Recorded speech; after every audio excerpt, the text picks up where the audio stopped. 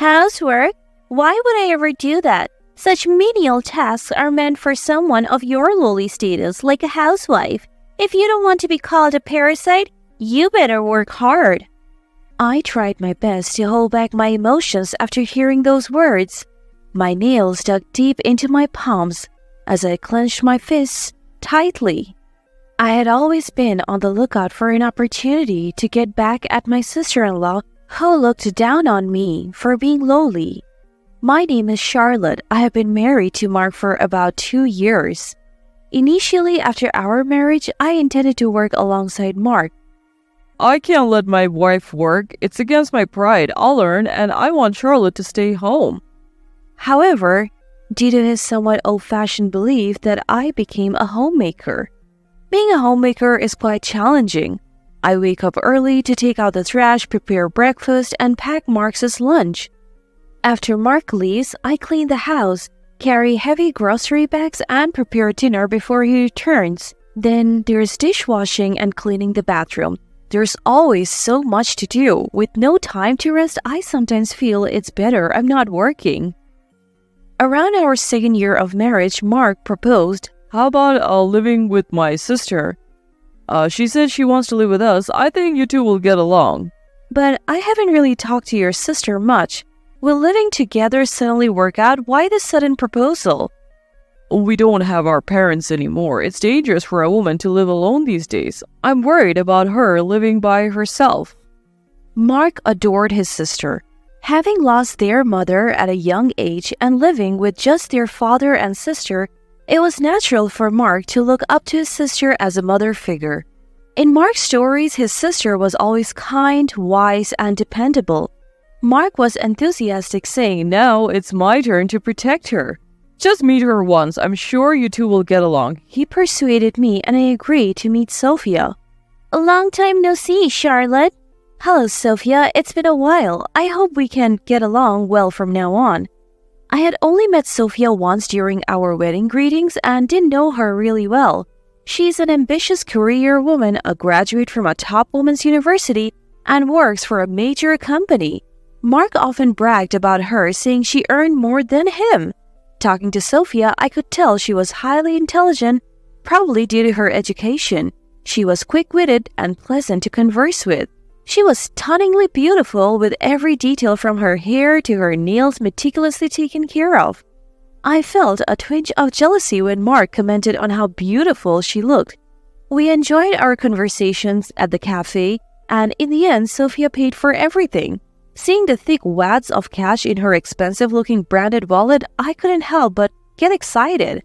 I naively hoped that with her substantial earnings, our household income might increase. However, my expectations were too high.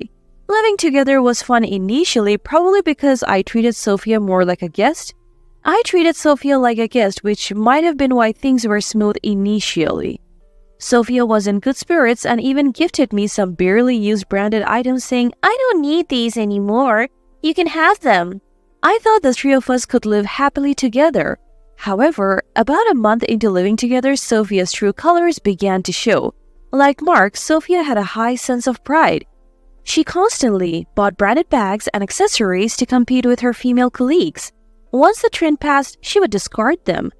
Chasing after the latest trends, Sophia hardly saved any money and she didn't contribute to our household expenses.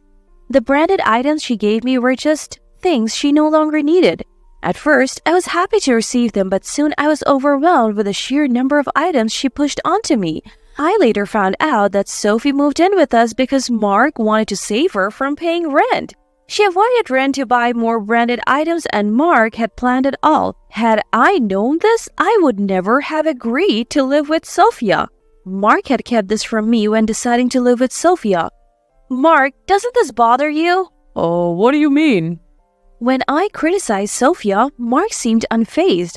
As long as my sister is happy, I'm happy. I'm just glad to live with her again. Yes, Mark had an extreme sibling obsession. He blindly adored his sister. He didn't mind that she didn't contribute financially. He even gave her allowance, further spoiling her.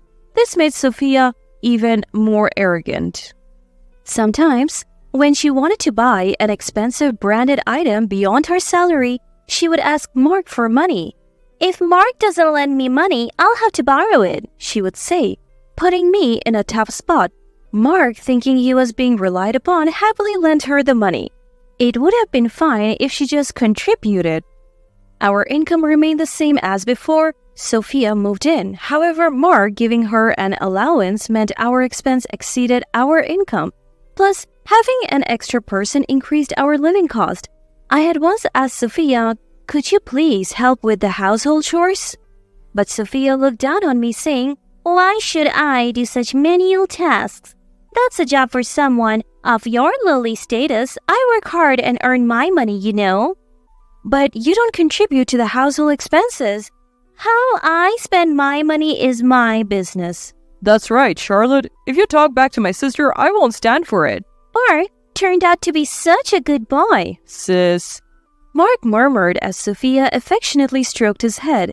It might be cute for children to show such affection, but seeing two adults act this way gave me chills. This brother-sister duo was beyond saving. I clenched my fists so hard that my nails dug into my palms. I felt utterly alone in this house. Even my husband was out of control. Seeing Sophia's attitude and realizing there was no hope for improvement, I began plotting my revenge against her. One day, an uncle I've been close to since childhood called. "I'm in the area. How about lunch together?" I've always been close to this uncle. We would meet at family gatherings and especially during Christmas. He had a gentle aura that I was particularly fond of. He looked and acted so much like my father, which was no surprise since he was my dad's younger brother. My father and he were very close. My dad often joked with a wry smile, "It's a bit complicated feeling when my daughter seems closer to my brother than to me." Accepting my uncle's invitation, we went out for lunch. Heard Sophia's living with you? How's she at home?" I was taken aback when my uncle mentioned Sophia's name. "Do you know Sophia?" "Yeah, I'm her boss at work." I was doubly surprised when my uncle nodded and said that. "Sophia is excellent and works hard at the company. I sometimes worry if she's getting enough rest at home, but I guess I shouldn't pry into her private life." When I learned about the relationship between Sophia and my uncle, I had already devised a plan for revenge against her. If you want to see Sophia's usual behavior, it might be best for you to see it firsthand. I promised my uncle that I would secretly show him Sophia's usual behavior, and we just had lunch together before parting ways. Later that evening, I decided to invite my husband and Sophia to a restaurant for a discussion. I managed to persuade the two, who seemed to have no suspicions, and booked a table at the restaurant. I later reserved the seat next to ours for my uncle. Conveniently, there was a partition between the seats. You could hear the conversation from the next seat, but you couldn't see the person. A few days later, my husband Sophia and I sat at the reserved table. My uncle should already be seated next to us. "So, what's this discussion about?" As soon as she sat down, Sophia asked me in a curt tone, "Well, why don't we order some food first?" I tried to calm things down by handing Sophia the menu. After ordering, water was served. I took a sip to ease my nerves before broaching the subject. The truth is, I invited you here because I have something to discuss. I want to live separately from Sophia." At my words, Sophia looked at me with disdain and said, "What do you mean?" I feel like I have reached my limit living with Sophia. Her closet is full of luxury items. She doesn't contribute financially to the household, and I wish she would at least help with the chores. "Why should I do housework? Isn't that something for low-status people like housewives? Why should I do it?" "That's right, Charlotte. Don't be selfish towards my sister." Who's being selfish? And since when is being a housewife considered low status? Are you challenging me? This must be a joke. Sophia, seemingly agitated, grabbed a glass of water and splashed it on me. "You should just do the chores in my place. You don't even earn money. So don't you dare tell me what to do." The restaurant went silent after Sophia's outburst. Sophia seemed out of breath from shouting so loudly. "So, Sophia." A man's voice hesitantly called out to Sophia. Recognizing the voice, Sophia looked shocked. "Manager, why are you here?" "My uncle. Is there a problem?" I calmly replied to Sophia as I wiped the water off with a handkerchief. You set me up?" Sophia glared at me with a horrified expression, but it was too late. My uncle looked utterly shocked at Sophia. Sophia, no matter how talented you are, this behavior is unbelievable. Manager, please wait. This isn't what it looks like. What's different? To me, it looked like you were belittling my niece. I mean... My uncle sighed deeply at Sophia's attempt to explain. Sophia, even if you're a valuable employee, I question your character. If this is how you behave in your personal life, I would have to reconsider entrusting you with tasks in the future. Oh. Sophia's face turned pale. Her pride visibly shattered. My uncle then turned to me with a kind tone. Charlotte, I'm glad I could see Sophia's true colors. Thank you for your cooperation. No, thank you for your help. Now, I can leave Sophia and my husband without any worries. What do you mean by leave? Mark's voice trembled. Mark, I want a divorce. I have already prepared the divorce papers. Just sign here. I pulled out the divorce papers from my bag. My section was already filled out. Divorce? Why? Why not? Don't let me say I don't know. I slammed the divorce papers on the table. The palm hits the table and makes a loud bang. If you want to live with your beloved sister so much, do it without me. I can't deal with you two anymore. Sign it now. With trembling hands, Mark signed the divorce papers. I checked to ensure everything was filled out correctly and put the papers back in my bag. I'll submit these to the court. I'll pack my things and move back to my parents' house. Thank you for everything. I stood up, apologized to the other customers and staff for the disturbance, and left the restaurant. After Mark and I divorced and I moved back to my parents' house, rumors about the incident spread at Sophia's workplace. She became the laughingstock even among her brand-conscious female colleagues. Her pride crushed. She handed in her resignation to my uncle. Sophia and Mark still live together even though she's unemployed.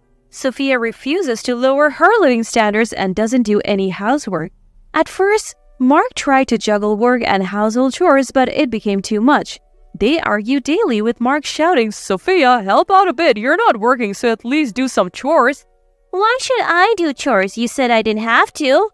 That was then. This is now. It seems the siblings bicker every day. Their close-knit relationship was only possible because I was there to handle all the household chores. On the other hand, after moving back to my parents' house, I started looking for a job. Even with a gap in my resume due to being a homemaker, I found work as a housekeeper providing home cleaning services. At one of my assignments, I met a man and things have been progressing well between us. My heart raced when he gave me his contact information, expressing a desire to see me outside of work. This time, I want to be cautious and observe his behavior and attitude closely to ensure I can have a happy life. I don't want to be fooled by another sibling obsession again.